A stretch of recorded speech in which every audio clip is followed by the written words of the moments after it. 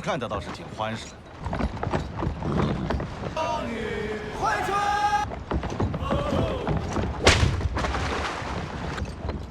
再大声点！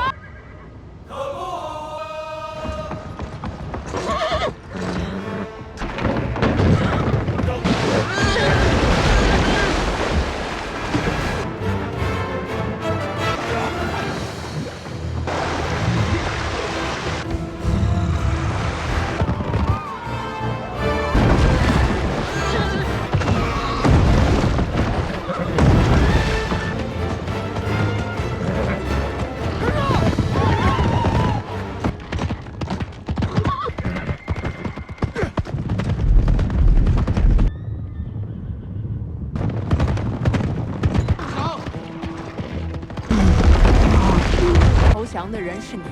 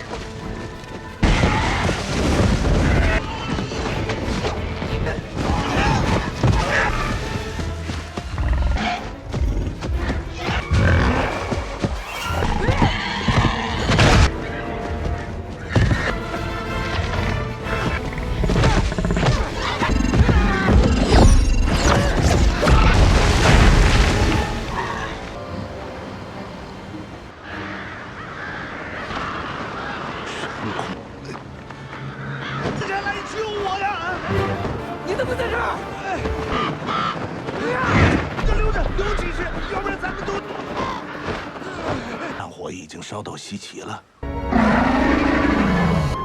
西岐的百姓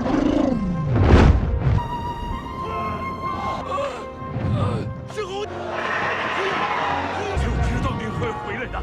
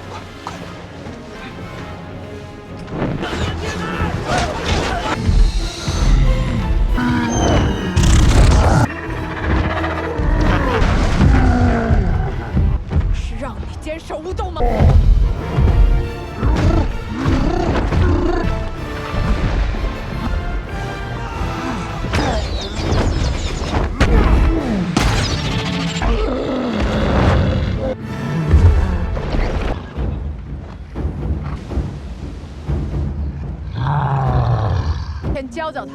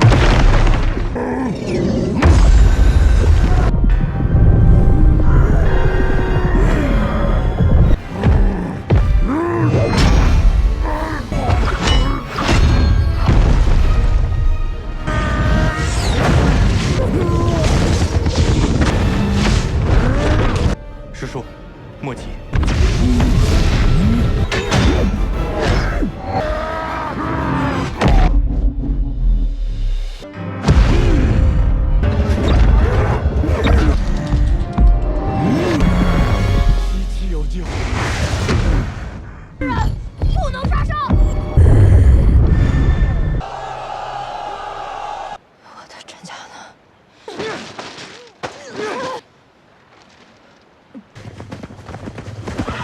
等待与我们会合。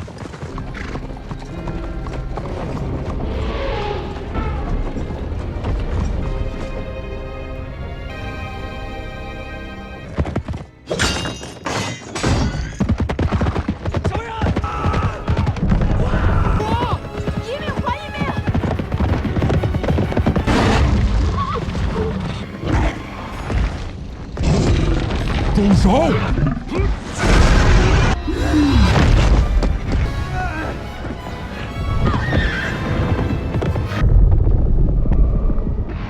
你是太子，殷郊，杀了我，诛其灭子啊！陛下，效忠于我，最多被人，我宁可于众须灭！你回来了。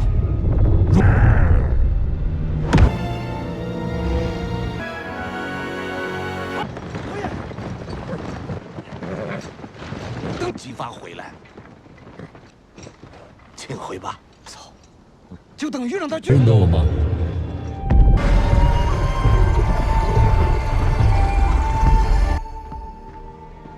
还记得自己是谁吗？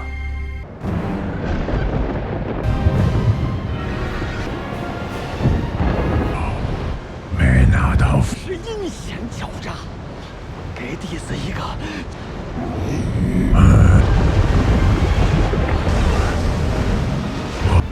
他能帮你。为骨病，任你。今天吗？永远效忠。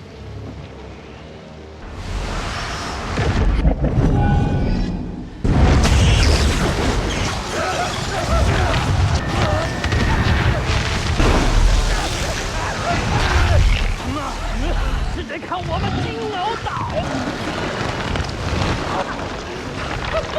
他们只懂一件事情。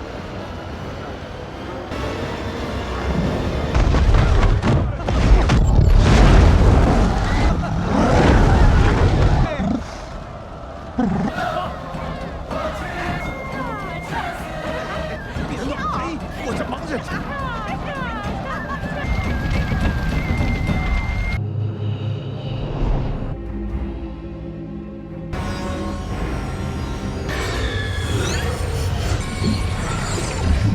方可护身。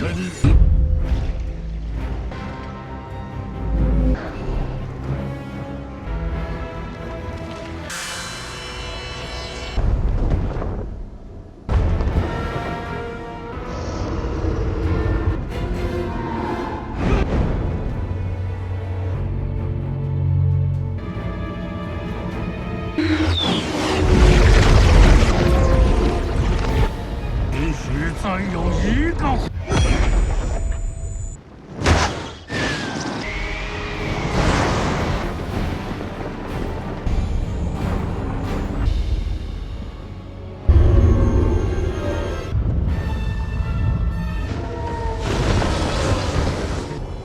这是什么邪术？对了。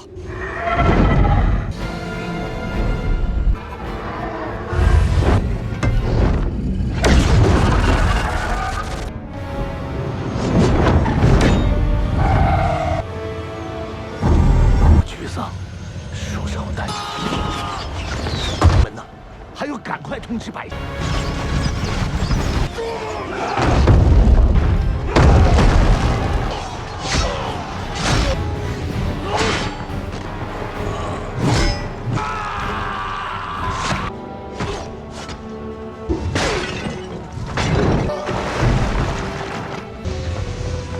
有计划，立功啊！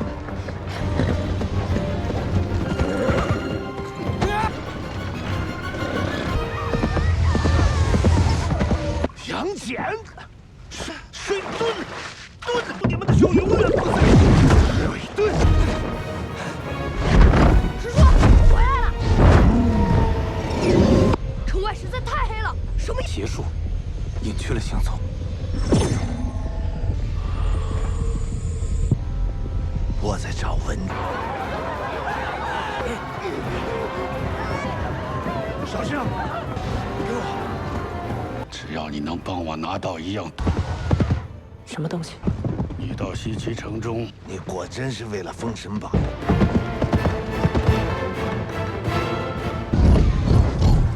别慌！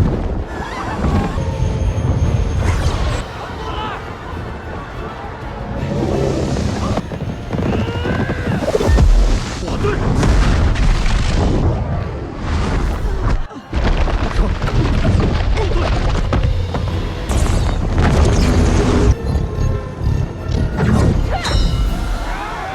所有团圈的都给我赶住！日为先，你为什么做交易，拿着封神榜？你是在帮西？他们居然敢算计我！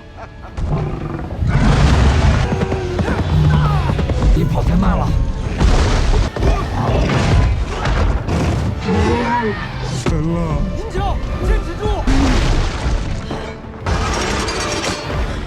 不要倒下，我们还要一起。雷震子，小心！哎！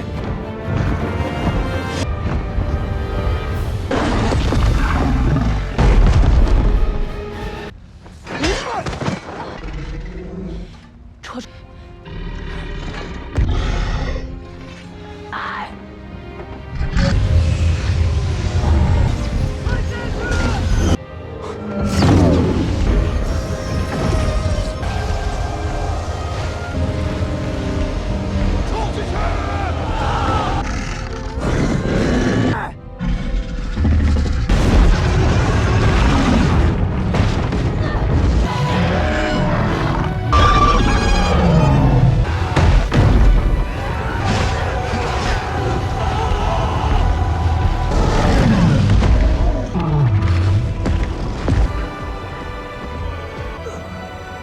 还不快！我胜券在握。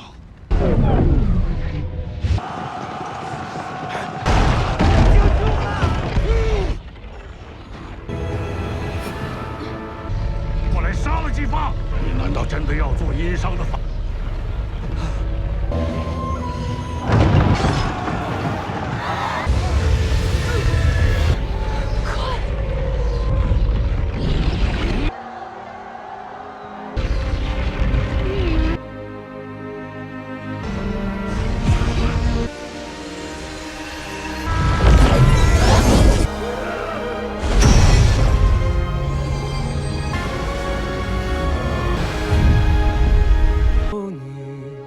游戏何不啊？何不啊？ Hey guys, today we are diving headfirst into the colossal, myth-laden saga that is Creation of the Gods 2 Demon Force. If you thought the first installment was a whirlwind of divine politics and epic smackdowns, you haven't seen anything yet. This sequel dials everything up to 11, plunging us deeper into a world where gods, demons, and mortals clash in a conflict that reshapes the very fabric of existence. Before you head off, if you're enjoying the kind of content I make, please consider liking and subscribing. No pressure, but it truly helps me keep the action coming. Let's get into the celestial chaos. So where did we leave off? Ah yes, King Zhou, still very much under the enchanting yet utterly devastating spell of Daji, the fox spirit. His once noble heart has been replaced with something akin to a stone-cold influencer who only cares about absolute power and apparently really bad interior decorating choices for his torture chambers.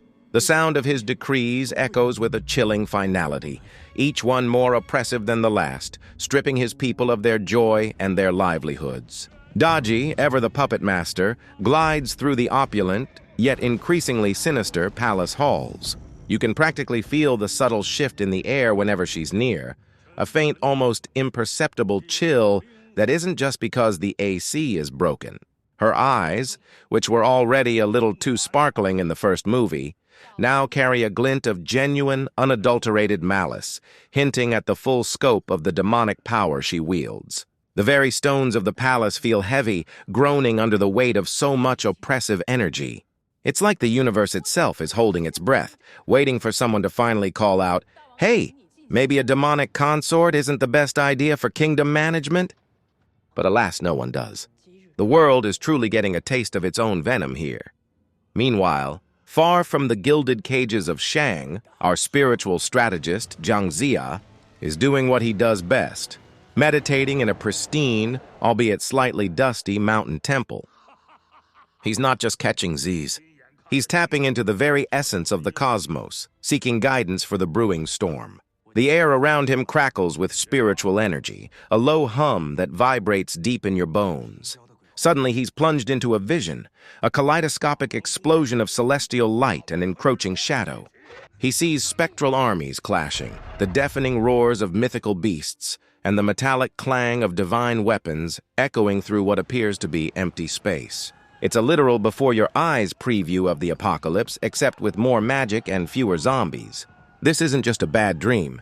It's the universe itself sending him a very loud, very clear distress signal, hinting at the demon force's unique ability to corrupt not just mortals, but also the very spiritual ley lines of the world. He learns that the demon force isn't just about raw power. It's about twisting the fabric of reality, turning blessings into curses, and manipulating destiny itself. Talk about a rude awakening. And speaking of escalation, Daji isn't exactly a solo act anymore. This movie introduces us to a whole new ensemble of baddies, and they are not here for tea and crumpets. Out in a wasteland that looks like it's been professionally pre-apocalypsed, a swirling vortex of sickly green and shadowy black energy rips open the sky. From this dimensional tear, 3 new demon lords emerge, each more terrifying than the last. There's one who looks like he ate a mountain and regretted it. Another with so many extra limbs they're practically tripping over themselves. And a third, whose eyes glow with pure, unfiltered nihilism. The very ground trembles with a deep, resonant rumble under their massive forms, and the air grows heavy, thick with the stench of ozone and brimstone. These aren't just brute force villains. They possess unique, unsettling powers. One can conjure nightmares into reality with a whisper. Another can drain the life force from entire forests, leaving behind petrified husks. And the third seems capable of bending shadows to their will, creating an army of spectral clones. It's clear this isn't just a political squabble anymore. It's an invasion, and these new players bring a fresh set of cosmic headaches to our heroes, promising a level of destructive power that could unravel the very threads of creation. Luckily, our heroes aren't just sitting around twiddling their thumbs. Enter Nezha, everyone's favorite fiery, immortal teenager with an attitude problem and a penchant for extreme sports. He's undergoing what can only be described as intense training with his master Taiyi Zhenren in a dojo that clearly has a very understanding insurance policy. The whoosh of his universal ring as it spins through the air is almost a constant background noise, followed by the crackle of his fire-tipped spear as it connects with spectral training dummies that disintegrate in puffs of smoke. He's not just mastering his old tricks, he's unlocking entirely new facets of his powers. We see him generating miniature fire tornadoes, launching torrents of flame that scorch the very air, and even briefly manifesting a multi-headed fiery avatar, which, honestly, must be a nightmare for his master to clean up. His combat style is a beautiful, chaotic dance of raw power and unbridled enthusiasm, punctuated by the metallic clang of his weapons against unseen forces. This isn't just about getting stronger. It's about Nezha learning to harness the inherent destructive yet purifying energy of fire, a core element of this universe's mystical mechanics. He's becoming a walking, talking, flying weapon of mass. Well, not destruction, but certainly reconstruction of the status quo. Good thing he's on the good side, right? Meanwhile, the stoic and incredibly handsome Jian, seriously, he cleans up nice for someone who constantly battles demons, is on his own crucial mission. He's traversing some truly breathtaking, yet equally dangerous terrain. Think Lord of the Rings, but with more glowing eyes and less walking. His goal? to retrieve his loyal companion, the celestial howler, Xiao. This isn't just about finding a pet. In this universe, these celestial companions are extensions of their master's power, vital for their full capabilities. The air in this treacherous, fog-shrouded gorge is thick with an ancient, almost primordial silence, broken only by the crunch of Yang Jian's boots on loose rock and the distant, mournful howl that hints at his quarry. His third eye, that little spiritual superpower on his forehead, pulses faintly, guiding him through illusions and traps. He encounters mystical guardians, ancient wardens of this forgotten place, requiring precision and strategy rather than brute force. The metallic clang of his three-pointed double-edged spear is heard only when absolutely necessary, each movement economic and deadly. The bond between Yang Jian and Xiao is a unique aspect of this world-building, showcasing how even the most powerful immortals rely on these deep, almost telepathic connections to unlock their true potential, weaving a tapestry of divine partnership that's frankly adorable, if you ignore all the demon slaying. But wait, there's more. The struggle isn't confined to land and sky. Deep beneath the waves, in a palace that makes Atlantis look like a roadside motel, resides the magnificent Dragon King of the East Sea. He's usually pretty chill, just looking after his aquatic domain, but even he can't ignore the cosmic ruckus brewing. Emissaries from Jiang Ziya, probably soaking wet and looking very earnest, make their plea. The Dragon King, a majestic being whose scales shimmer with the light of 1,000 suns and whose voice booms like a distant thunderclap, is initially hesitant. The whoosh of underwater currents and the gentle hum of ancient magic fill his grand halls. He's a creature of balance and order, and this whole demon force throwing everything into chaos thing is really messing with his feng shui. However, the narration explains that the demon force, in its corruption, has begun to poison the very waters and disrupt the spiritual flows of the oceans, threatening his entire kingdom. This unique aspect of the demon force, its ability to corrupt the fundamental elements of the world, is highlighted. The Dragon King, realizing the stakes aren't just for mortals and land dwellers, but for the entire world, including the deep, agrees to lend his formidable power and the might of his underwater armies. It's a reluctant alliance, but hey, desperate times call for sea serpents. Before the main event, we get a taste of the raw, brutal reality on the ground. A sprawling, dusty plain becomes the stage for a vicious skirmish between the dwindling but defiant human forces allied with the nascent Zhou dynasty and King Zhou's increasingly grotesque, demon-infused legions. The clash of steel, the guttural roars of the demonic foot soldiers, and the desperate cries of the human warriors create a cacophony of war. The demon force isn't just sending in beasts. They're corrupting mortals, twisting their forms into monstrous parodies, granting them unnatural strength but at the cost of their humanity. The unique terror of this demon force is its insidious spread, like a viral spiritual plague.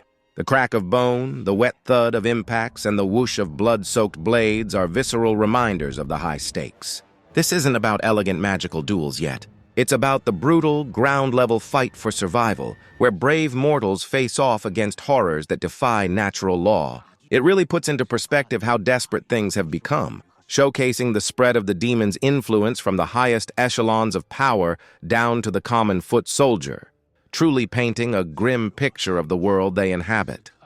Just when you thought things couldn't get any worse, Daji decides to up her supervillain game. Standing on a balcony high above the Shang capital, bathed in the sickly green light of her dark magic, she performs a ritual that makes the air itself shiver with malice. A swirling cloud of purple-black mist, thick and noxious, billows forth from her outstretched hands, accompanied by an eerie, high-pitched wail that makes your teeth ache. This isn't just a fog. It's a demonic plague, a horrifying biological weapon infused with dark magic. As it descends upon the unsuspecting populace, people collapse, their skin turning ashen, their eyes clouding over. The crackle of dark energy is almost audible as it corrupts their very life force. This highlights a truly sinister aspect of the demon force, its ability to infect and corrupt not just bodies, but souls, draining vitality and hope, turning entire cities into ghost towns populated by spectral shadows. It's a chilling reminder that their enemies aren't just after territory. They're after total spiritual annihilation, aiming to reshape the world into a decaying reflection of their own dark desires. Good thing our heroes are not ones to just let a global pandemic happen, even a magical one. Faced with this unprecedented demonic plague, Jiang Ziya knows that conventional warfare simply won't cut it. He needs something more. So he sets off on another mystical scavenger hunt, this time for the legendary God-sealing whip. This isn't just any old magical whip. It's an artifact imbued with the power to bind and command celestial beings, a crucial piece of the celestial bureaucracy's regulatory framework. He travels to a hidden grotto shrouded in illusions and protected by ancient wards that hum with a deep, resonant magic. The air inside is pure, almost crystalline, a stark contrast to the corrupted world outside. There, hovering above a shimmering pedestal, is the whip itself, a glowing, intricate length of pure divine energy. The whoosh of air as he approaches feels like a greeting from the artifact itself. This scene underscores a core tenet of this world's magic. Power isn't just inherent. It's also contained within specific potent artifacts. These tools are not merely weapons. They are keys to unlocking higher levels of cosmic order, or, in this case, putting a leash on some seriously unruly deities and demons. Obtaining it isn't easy. He has to pass a trial of spiritual purity, battling internal demons and temptations before the whip deems him worthy. It's a classic only the chosen one trope, but with significantly more glowing weaponry. All right, enough meditating and artifact hunting. It's time for some actual demon busting. Nezha, fueled by righteous fury and probably a few too many energy drinks, confronts one of the new demon generals on a battlefield that looks like it's been through several rounds with a cosmic blender. The crackle and roar of his spiritual fire surround him, making him a literal force of nature. His fire-tipped spear dances through the air with a distinct whoosh, creating arcs of intense light and heat as he jabs and slashes at the hulking demon. This general, all teeth and claws and bad vibes, responds with shadowy tendrils that whip through the air, trying to ensnare Nezha. But our fiery hero is having none of it. He dodges with impossible agility, the air displacement from his rapid movements creating many sonic booms. The metallic clang of his spear against the demon's hardened skin creates sparks that illuminate the smoky air. This fight isn't just about raw power. It's about the elemental conflict at the heart of this universe. Nezha, as an embodiment of purifying fire, represents order and life, while the demon general, with its shadowy, corrupting powers, represents decay and chaos. It's a fundamental clash of cosmic principles, not just two dudes with pointy sticks. Plus, Nezha's just really good at making things explode. He's like a walking, flying, fire-wielding special effects department. Not to be outdone in the epic battles department, Jian makes his grand re-entry, and guess who's by his side? Yep, the goodest boy, Xiaotian. This dynamic duo takes on yet another of the new demon lords, proving that brains and teamwork can often outmatch sheer monstrousness. Jian's third eye glows with a steady, calculating light as he assesses the battlefield, identifying the demon's weaknesses with the precision of a celestial supercomputer. The metallic clang of his spear is swift and deliberate, aimed at critical points, not just flailing wildly. But the real star, let's be honest, is Xiaotian. The celestial howler moves with incredible speed and agility, a furry blur that can phase through illusions and bite through magical defenses. We hear the sharp, quick pounce of his paws, followed by the satisfying crunch as he latches onto the demon's vulnerable spots, distracting it just long enough for Jian to deliver a decisive blow. This unique partnership really emphasizes the world's intricate ecosystem of divine beings and their companions. Xiaotian isn't just a sidekick. He's an integral part of Jian's power set, embodying loyalty and precision.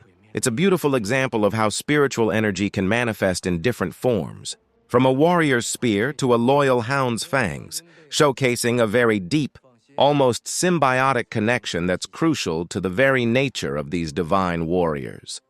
While our heroes are busy getting their hands and paws dirty, up in the lofty, cloud-kissed halls of the heavenly court, things are getting a little heated. Well, as heated as celestial beings can get without accidentally incinerating a galaxy. Various high-ranking deities, looking perpetually annoyed at each other, are engaged in a very important debate: to intervene directly or to stick to the divine non-interference policy. The hum of ancient power fills the grand hall, a testament to the immense spiritual energy concentrated here. We hear the sonorous pronouncements of the elder gods, the sharp, almost impatient retorts of younger deities, and the occasional sigh from the more weary members of the celestial bureaucracy. This scene really fleshes out the world building, showing us that even among gods there's no single unified opinion. Some argue for immediate overwhelming force to squash the demon uprising, believing it's their divine duty to maintain cosmic order. Others advocate for allowing humanity to forge its own destiny, fearing that too much divine meddling could disrupt the natural karmic cycle. It's a cosmic chess match, with mortal lives hanging in the balance, and it reveals the intricate political dynamics and philosophical divisions that govern the celestial realm, reminding us that even omnipotent beings have their own versions of parliamentary debates, just with more glowing robes and less filibustering. Just when the divine debate reaches peak celestial bickering, the most ancient and revered of them all, the mother goddess Muya makes a majestic entrance.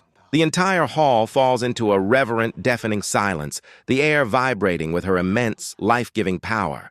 Enveloped in shimmering golden light, her presence alone shifts the cosmic balance. She doesn't just speak. She manifests a prophecy, her voice echoing with the weight of eons, weaving visions of the past, present, and a perilous future. She reveals the true, horrifying origins of the demon force. Not just a mere collection of evil spirits, but a primordial entity, a corrupted aspect of the universe's initial chaos, bent on unmaking creation itself. The narration explains that this demon force seeks to unravel the threads of causality, to turn the wheel of karma backwards, effectively erasing existence. The tactile sensation of the air growing heavy, the visual of swirling cosmic dust in her pronouncements, all underscore the gravity of her words. Her prophecy not only steers the heavenly court towards a unified strategy, but also deepens our understanding of the fundamental cosmic struggle at play in this universe. It's like getting a cheat sheet to the universe's ultimate boss battle, only the instructions are in ancient divine poetry. With Muya's chilling prophecy lighting a fire under everyone's celestial boots, the time for debating is over. It's time for action. Immortals and divine beings from every nook and cranny of the cosmos, from the highest peaks to the deepest oceans, begin to converge. This isn't just a meeting. It's a grand assembly of the divine, a massive spiritual rally. Thousands upon thousands gather in a vast, ethereal clearing, their collective aura making the very air hum with raw, unadulterated power. We see graceful Taoists, fierce guardian spirits, ancient sages, and even reclusive nature deities, each bringing their unique blend of magic and martial prowess. The whoosh of their robes as they arrive, the soft murmur of their greetings, and the vibrant glow of their celestial banners create an awe-inspiring spectacle. This scene is a true feast for world-building enthusiasts, demonstrating the incredible diversity and sheer scale of the divine realms, proving that the universe is far richer and more populated with powerful beings than previously imagined. It showcases the various schools of thought, the different manifestations of spiritual power, and how they ultimately unite under a common cause, a testament to the power of shared purpose, even among beings who usually prefer their own cosmic corners. It's like the biggest, most powerful superhero team up, but everyone has a fancy beard and can fly. To combat a threat of this cosmic magnitude, you don't just need an army. You need a proper stage for the inevitable epic showdown. And so the immortals, under the meticulous guidance of Jiang Ziya, begin the construction of the legendary God-sealing platform. This isn't your average DIY project. It's a monumental undertaking, showcasing the unique collaborative magic of this universe. On a sacred mountain peak, glowing with a soft, persistent, divine energy, immortals and their disciples work in unison. We see earth spirits shifting mountains with a mere gesture, air elementals weaving structures from pure wind, and mages chanting intricate spells that cause luminous stones to float into place. The air thrums with a deep, resonant hum, a symphony of combined magical effort. The sound of spiritual energy crackling as powerful spells are cast, the subtle vibrations felt through the ground, all contribute to the sense of immense power being focused. This platform isn't just a structure. It's a complex spiritual conduit, a massive magical circuit designed to channel and amplify divine power, essential for sealing away the demon force and for the eventual investiture of the gods. It represents the pinnacle of their world's spiritual engineering, a last-ditch effort that requires collective divine will to manifest, symbolizing not just strength, but also ingenuity in the face of annihilation. It's basically the universe's biggest, most intricate energy amplifier, ready to blast some demons back to where they came from. While the good guys are busy building their super altar, the bad guys aren't exactly twiddling their thumbs. On the vast, desolate plains of Muya, the demon force makes its grand, horrifying entrance. This isn't just an army. It's a writhing, shadowy tide of monstrosities, corrupted Shang soldiers, and pure, unadulterated malice. The sky above them isn't just cloudy. It's choked with malevolent, swirling black and purple energies, casting an oppressive gloom over everything. We hear the guttural roars of colossal beasts, the chilling whispers of unseen spirits, and the discordant clang of crude, demon-forged weapons. The very ground seems to moan under the immense weight of their numbers, a low, resonant rumble that vibrates through your bones. This scene is a stark reminder of the sheer destructive power of the demon force. It showcases their unique ability to corrupt and augment existing life, turning humans into monstrous foot soldiers and bringing forth entities from the darkest corners of their dimension. It's an overwhelming display of raw, chaotic power, promising a battle of epic, world-ending proportions. It's like every horror movie monster decided to throw a party, and we're all uninvited, but also kind of the main course. The stage is set for a truly massive showdown, folks, where two distinct cosmic ideologies are about to collide with deafening force. All right. The moment of truth has arrived. On the newly completed God-sealing platform, with the demonic horde surging towards them like a very angry, very ugly tsunami, Jiang Ziya takes center stage. He holds aloft the Fengshen Bang, not just a fancy scroll, but the literal cosmic payroll for divine promotions and demotions. As he activates it, a blinding eruption of celestial energy bursts forth from the scroll, a soundless scream of pure power that makes the very air crackle. The energy ripples outward, enveloping the platform and its defenders in a protective, shimmering aura. This isn't just about fighting. It's about the fundamental reordering of the universe's divine hierarchy, a key aspect of this saga's world-building. The Fengshen Bang acts as a celestial ledger, marking those who will achieve godhood through their sacrifices and deeds in the upcoming war. The activation sends a palpable wave of energy, a warm, reassuring hum to the divine allies, while it acts as a piercing, disorienting clang to the demonic forces. It's a divine declaration of war, setting the rules for cosmic promotions and sealing the fate of many, both good and evil. It's like the universe's most important HR meeting, but with significantly more explosions and less awkward small talk. And just like that, the universe's biggest brawl kicks off. The Battle of Muya begins with a deafening roar, a sound that rattles the very foundations of the world. The combined human and celestial armies charge into the demonic hordes like a wave of pure, concentrated heroism. It's a sprawling, chaotic melee, a breathtaking tapestry of destruction and valor. The metallic clang of 1,000 weapons, the crackle of magic spells, and the guttural cries of battle merge into a single, overwhelming symphony of war. Dust and magical energy explode with every impact, obscuring and revealing the fierce combatants in quick, brutal flashes. We see human warriors, their courage burning bright, fighting shoulder to shoulder with towering celestial guardians, their divine forms radiating power. This initial phase of the battle really emphasizes the sheer scale of the conflict, demonstrating that this isn't just a handful of heroes. It's an entire world uniting against a common enemy. It highlights the power dynamics of the world, where mortals, though fragile, can stand strong when imbued with conviction, and how the divine forces act as powerful anchors in the swirling chaos. It's truly a sight to behold, a spectacle that showcases every ounce of the world's martial and magical might thrown into one colossal, earth-shattering conflict. You just gotta wonder how they're going to clean up this mess later. But wait, there's a whole other battle happening in the upper atmosphere. Above the muddy, bloody chaos of the ground war, the skies become a canvas for an even more dazzling and equally deadly spectacle. Nezha, a literal fireball of pure energy, and Jian, a beacon of stoic precision, lead a charge of flying immortals against the monstrous demon lords. The air crackles with pure, unadulterated magical power. We hear the whoosh of flying blades, the crackle of lightning bolts, and the deafening boom of colliding spells. Nezha, riding his fiery wheels, zips through the air like a super-powered drone, his fire-tipped spear leaving trails of searing light. Jian, with his third eye blazing, maneuvers with elegant, deadly precision, his spear deflecting energy blasts and landing pinpoint strikes. This aerial combat is where the world's unique magical abilities truly shine, showcasing a diverse array of flight methods, elemental attacks, and specialized divine techniques.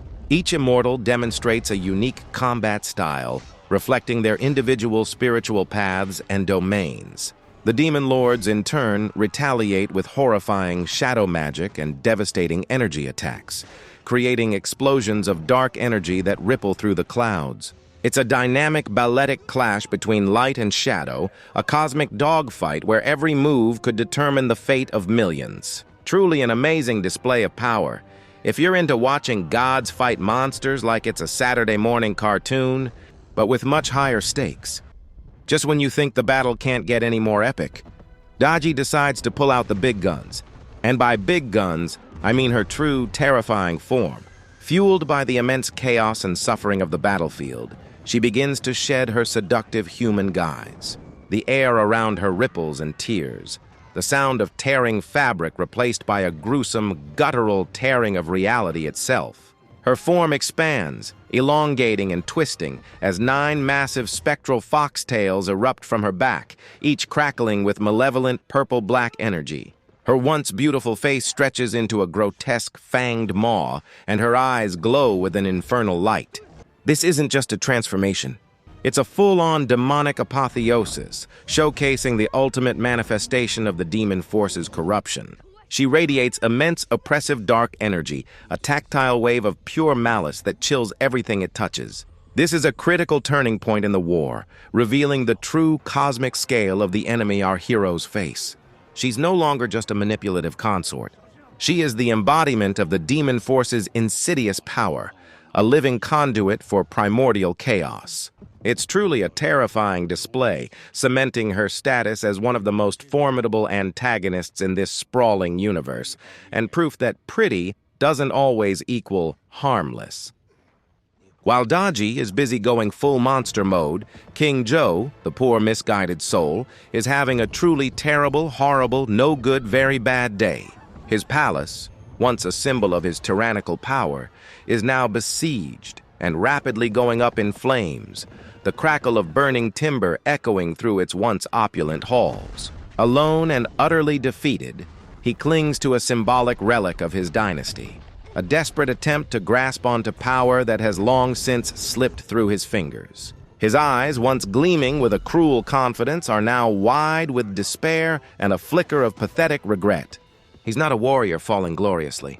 He's a man consumed by the very darkness he embraced, a victim of his own unchecked ambition and Daji's insidious influence. The whoosh of the encroaching flames and the falling debris create a claustrophobic sense of impending doom. His end is truly tragic, a poignant reminder of how easily power can corrupt and how destructive a force, even a seemingly seductive one, can be.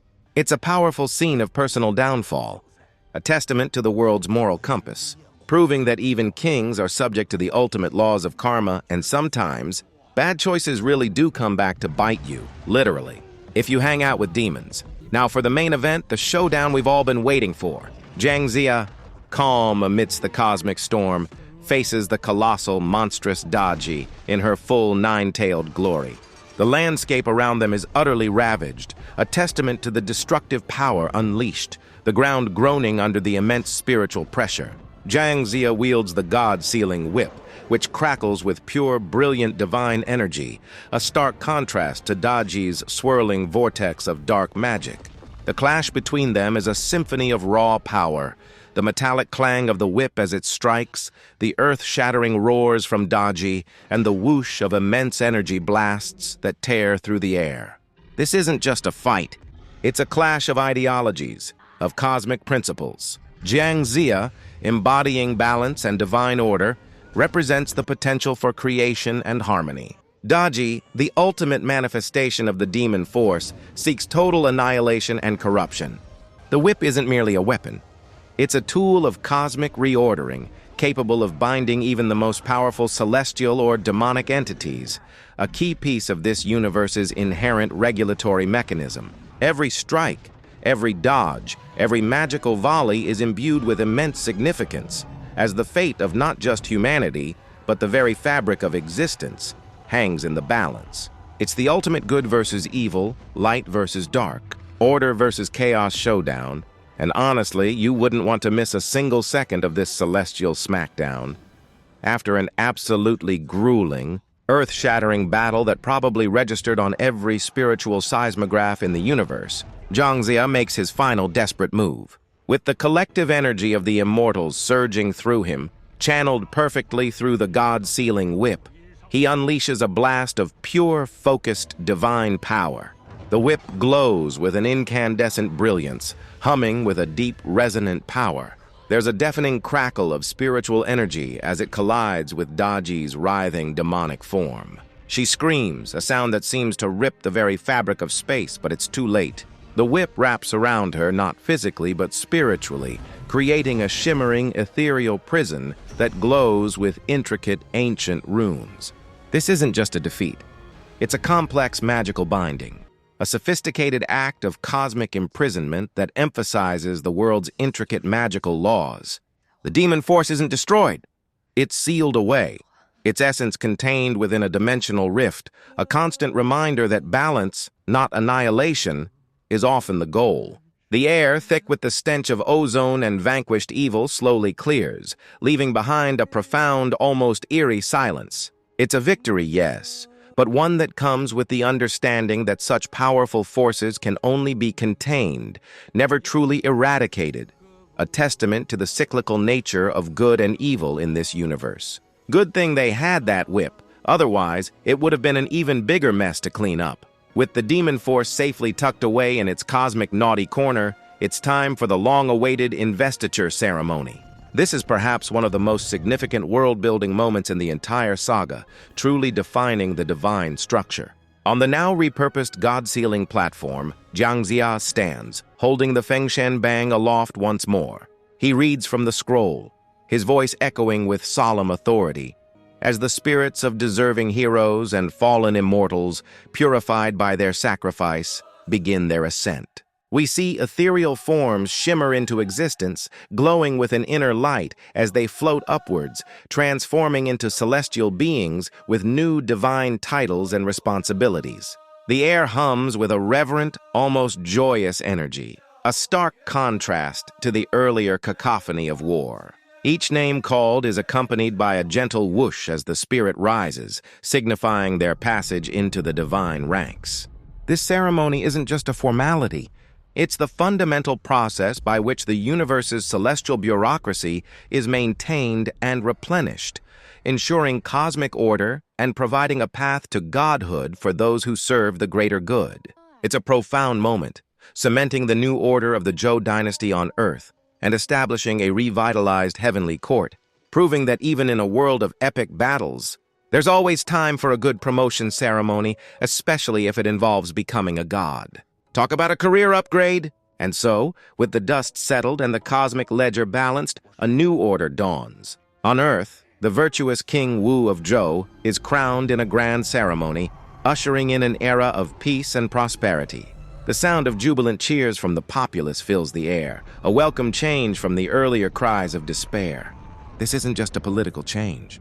It's a cosmic reset, a realignment of mortal and divine destinies. Meanwhile, in the luminous, cloud-filled expanse of the heavens, The newly invested gods take their rightful places in a revitalized celestial court. Their forms radiate a serene, harmonious power, their collective presence creating a palpable sense of renewed cosmic order. This dual resolution, both mortal and divine, highlights the intricate, interdependent relationship between the human and celestial realms, a core principle of this universe's unique world-building. The heavenly court is now stronger, more unified, and better equipped to handle future threats, having learned valuable lessons from the devastating conflict. It's a beautifully crafted ending that showcases not just victory, but also growth and the establishment of a more robust, stable universe. It's like the ultimate system upgrade, complete with new management and a fresh coat of divine paint.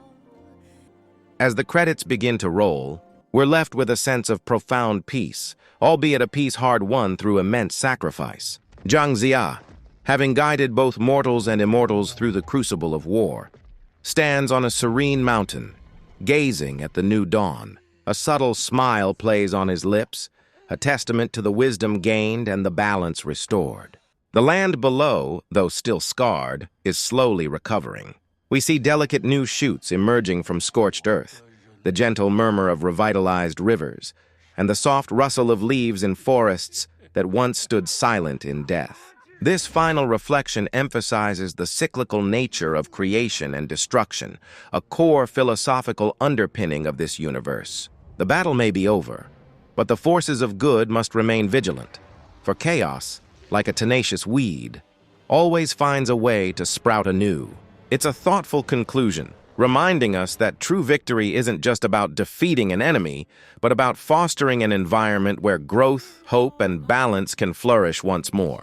It's a powerful message, gently delivered, like a cosmic whisper in the ear that reminds us that even after the most epic of struggles, life, stubbornly and beautifully, finds a way to prevail. And there you have it, folks, a journey through Creation of the Gods 2, Demon Force, a true epic of world-building and cosmic conflict.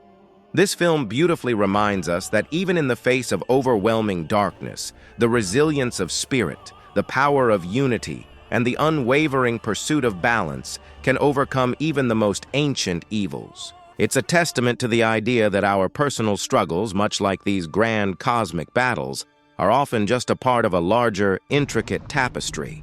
May we all find our own divine purpose, overcome our inner demons, and contribute to the harmony of our own worlds. Thanks for joining me on this incredible recap, and until next time, keep seeking those stories that inspire.